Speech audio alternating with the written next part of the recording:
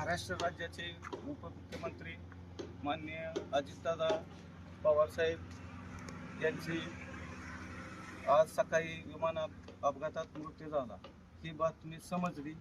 अत्यंत वाईट अशी दुःखद घटना घडली.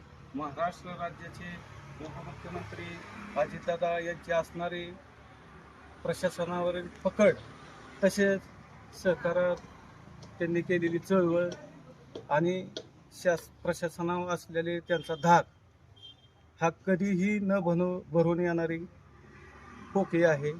आणि राष्ट्रवादी पक्ष यांची सुद्धा खूप मोठी प्रमाणात हानी झालेली आहे.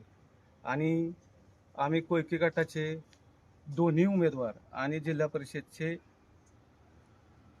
उमेदवार आमचे तिन्ही उमेदवाराकडून त्यांना भावपूर्ण श्रद्धांजली वाहतो आणि त्यांच्या आत्म्यात चिरशांती लाभो हीच ईश्वरचरणी प्रार्थना करतो.